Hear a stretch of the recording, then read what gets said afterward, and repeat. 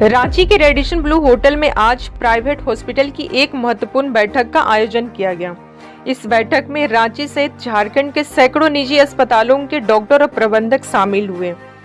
कार्यक्रम का आयोजन प्राइवेट हॉस्पिटल की टीम के द्वारा रखा गया था। इस बैठक में झारखंड सरकार के माननीय स्वास्थ्य मंत्री डॉक्टर इरफान अंसारी मुख्य अतिथि के रूप में शामिल रहे। बैठक के दौरान निजी अस्पतालों की ओर से कई मांगे मंत्री के समक्ष रखी गई, जिसमें प्रशासनिक जटिलताओं, वित्तीय बकाया और स्वास्थ्य सेवा को लेकर जमीनी समस्या शामिल थी। मंत्री डॉक्टर इरफान अंसारी ने सभी मांगों को गंभीरता से लेते हुए कहा कि राज्य सरकार डॉक्टरों और हॉस्पिटलों के हित में हर संभव कदम उठाएगी। उन्होंने विभाग को निर्देश दिया कि आयुष्मान भारत योजना के तहत निजी अस्पतालों की लंबित बकाया राशि का जल्द से जल्द भुगतान किया जाए। स्वास्थ्य मंत्री ने इस अवसर पर डॉक्टरों से मानवीय दृष्टिकोण अपनाने की भी अपील की। उन्होंने कहा कि अगर किसी मरीज की इलाज के दौरान मृत्यु हो जाती है और परिजन बिल चुकाने में असमर्थ है तो 100 को पैसे की वजह से नहीं रोका जाए। उन्होंने यह भी स्पष्ट किया कि इलाज किसी भी मरीज के पास पैसा खत्म हो जाने के कारण नहीं रुकनी चाहिए। डॉक्टरों को मरीज और उनके परिवारों के प्रति संवेदनशील रवैया अपनाना होगा।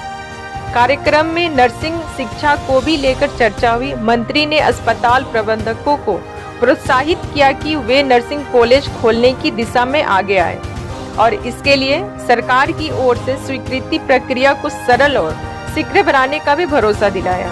इस बैठक में सैकड़ों निजी अस्पतालों के डॉक्टर और प्रबंधक की उपस्थिति रही। माना जा रहा है कि यह पहल झारखंड में स्वास्थ्य सेवाओं को सशक्त और अधिक मानवीय बनाने की दिशा में एक अहम कदम है। कुछ टेक्निकल एरर था और सेंट्रल का जो पैसा था उस एरर में फंस गया है, तो वो एरर को हमने ठीक कर दिया है और मैंने निर्देश दिया है कि आज से ही जितने हॉस्पिटल हैं जिनका बकाया है उनका भुगतान चालू करें। तो संभवतः कल से आप सबको एकदम स्मूथली चला जाएगा। और मैं ये भी कहा पेमेंट तो हम दे रहे हैं, पेमेंट तो आगे पीछे होता है, इसको लेकर मुद्दा नहीं बनाना है, कहीं बाहर नहीं जाना है। आपका मंत्री आपके साथ है, हमारे सीनियर सेक्रेटरी आपके साथ है, एचएम के डायरेक्टर आपके साथ है। विभाग निदान काम कर रहा है तो आपसे अगर हम इलाज कराएंगे तो आपका भुगतान नहीं करेंगे, आप सोच सकते हैं क्या? तो कभी मत सोचिए। और रही बात की आपको डिटेल बता दें कि 565 हॉस्पिटल हैं हमारे आसमान से जो पैक्ड हॉस्पिटल है।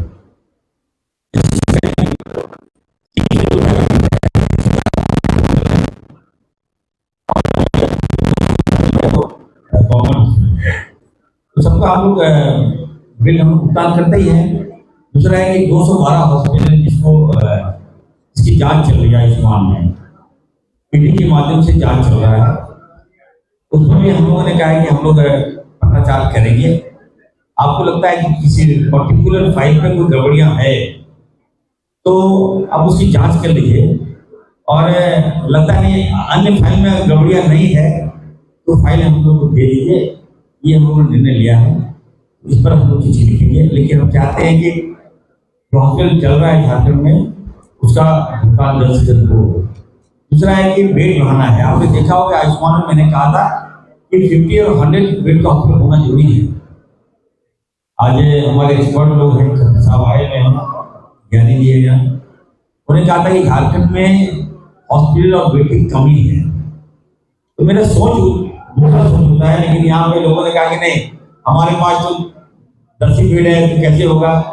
मैं बंद नहीं कर रहा हूँ हॉस्पिटल, हमने कहा कि बेड का संख्या बढ़ा दीजिए। आप बेड का संख्या बढ़ाइएगा तो आपका आयुष्मान से ज्यादा टाइम होगा, ज्यादा आपको लाभ मिलेगा, ज्यादा पेशेंट आएंगे, ज्यादा फ्लो होगा आपका।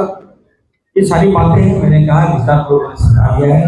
हमें लगता है कि 2-3 दिन के अंदर ये जो मामला है वो ये तो बिना अनुमति के आपने जमीन अधिग्रहण का काम शुरू किया है, वहाँ कैसे सुव्यवस्थित करेंगे? देखिए मैं तो क्लियर कर दिया है हम लोगों को कि हॉस्पिटल और झारखंड में जो हेल्थ सिस्टम है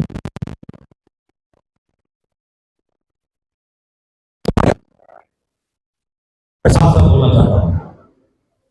बाबूलाल जी ने कहा कि आदिवासी की जमीन है, और मैं क्या देना चाहता हूँ बाबूलाल मरांडी जी को, हमने जो पूछ दिया आदिवासी का हेरिटेज सबसे बड़ा जो फारंसा है।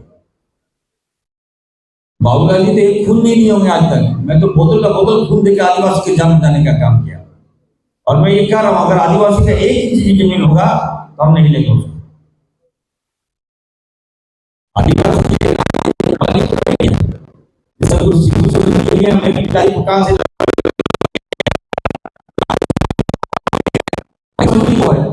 हम लोग बना रहे हैं, बढ़िया से अच्छा काम कर रहे हैं। और बताइए जब रिम्स शुरू बनेगा वहां, तो आप सोच सकते हैं कि 5 किलोमीटर रेडियस में कितना डेवलपमेंट होगा। वहां जो लोग रहेंगे कहां से कहां पहुंच जाएंगे। देखिए अभी पुराना रिम्स है, आसपास चले जाइए कितना डेवलप हो गया है। कोई बाहर से आके बस गया, कोई हैदराबाद से बस गया, कोई लगता है नागपुर से आके बस गया, यहाँ क्लिनिक खोल दिया है, कितना कमा रहा है। क्योंकि हमारे लोग अगर हॉस्पिटल हम खोल रहे हैं तो इलाज के साथ साथ कमाई भी हम लोग करवाएंगे। तो आज ही मैं पेपर में देख रहा था कि वहां के लोगों ने विरोध किया,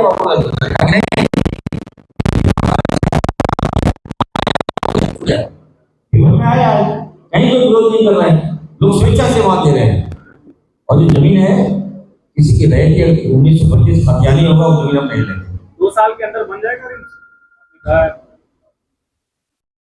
अगर अब तो मान रहे हो इसका काम चालू हो रहा है, कुछ लोग मान ही नहीं रहे थे, तो बन जाएगा, चिंता मत करो। 2 साल के साहब एक प्रमुख मांग है उनकी कि अगर डेड बॉडी रिलीज किया जाता है तो उसमें आप लोग कुछ उन्हें सहयोग करेंगे, क्या सरकार कमिटमेंट करती है कि सहयोग किया जाए? बिल्कुल, देखिए मैं कहा हूँ कि हम लोग बैठक करेंगे और बैठक करके निर्णय लेंगे।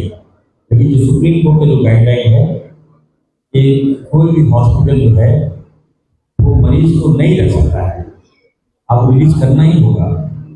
तो कुछ हॉस्पिटल कुछ मैनेजमेंट डायरेक्टर उन्होंने कहा कि सर इसमें 4 लाख बकाया है, इसमें 5 लाख बकाया है, तो कैसे करेंगे। तो हमने कहा कि अभी लोन लेना ही होगा हमको, और हम विचार करेंगे। लेकिन वो जो पैसा का कम्पनसेट हम दूसरे विषय में करवा देंगे, क्योंकि जो फैसला ले लिए सरकार ने उस फैसला को एकदम स्ट्रांगली फॉलो करना होगा। हमेशा आती रहेगी आगे गाइडेंस बना के दीजिए, तब तो मान रहे हैं लोग। पहले तो कहा था कि 5 साल मौजूद बोल रहे हैं, भैया तो चिट्ठी जारी कर दिया, अब हम चढ़ा भी दिए, हर जिला में लोग खुशहाल है, मिठाई बांट रहा है, पटाखे फोड़ रहा है, कहाँ है? इतना बड़ा काम आप समझ रहे हैं। अब किसी के जान चला गया, आप सोचिए, और वो व्यक्ति उसका घर भी चला है बॉडी लेने के लिए, क्या बीतता होगा उस परिवार को, सोचिए आप। आज आप जाइए, आदेश दिखाइए, बॉडी छोड़ दे रहा है। एक तो खुद समस्या में है, और दूसरा वो पैसा लेकर तो चल गया। वो आदेश आपको ठीक है, टाइम ठीक है, लेकिन जो प्राइवेट कहना है कि बहुत ज्यादा आसानी हो जाता है कि उसको एक हद तक ही हॉस्पिटल उसको बेयर कर सकता है, तो फिर ऐसा निकलेंगे। अब हम चाहेंगे कि देखिए हमारे जो सीनियर सेक्रेटरी साहब से मुझे आपको बात कीजिए।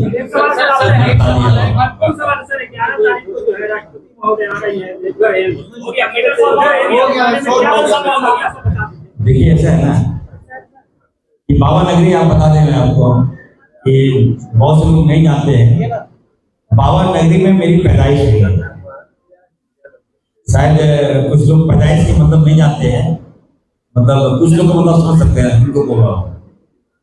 तो बाबा नगरी के मंदिर के प्रांगण में खेलता था बचपन में, हाफ पैंट पहन के खेलता था वहाँ, वहीं से हम बड़ा हुए।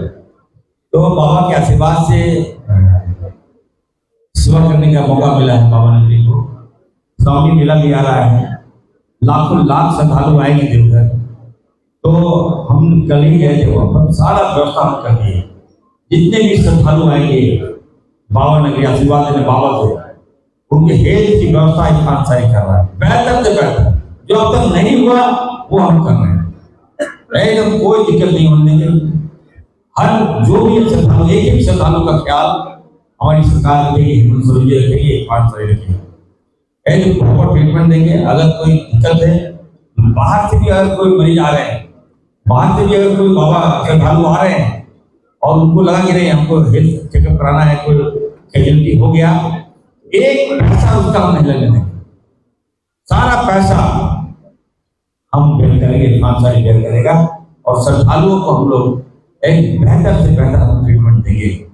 रही बात की महामारी, कल की बात है, अच्छा है, हम लोग वेलकम करेंगे और ऐसी कोई बात नहीं है। आप जो पूछ रहे हैं एम्स ठीक है, एम्स तो आप जाने कांग्रेस पार्टी नहीं दिया और देवघर में जो एम्स बना है मेरे पिताजी फुरकान साहब का देन है।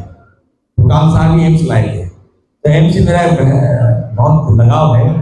एम्स लाए लेकिन सरकार बदल गई, तो जब सरकार बदल गई तो ऑब्वियसली जो बनाएगा उसी का नाम होगा, जो माइलेज ले रहे हैं। लेकिन महामारी है, हम लोग वेलकम करेंगे उनका और पूरी टीम के साथ भी हम लोग जाएंगे, 9 तारीख को ही हम चले जाएंगे और बढ़िया से बढ़िया वेलकम करने का काम करेंगे। और हम चाहेंगे जो एम्स है आने वाले दिनों में देवघर है, तो रांची में भी आप लोगों को बहुत जल्द एक और दूसरा एम्स देखने को मिलेगा। धन्यवाद। सर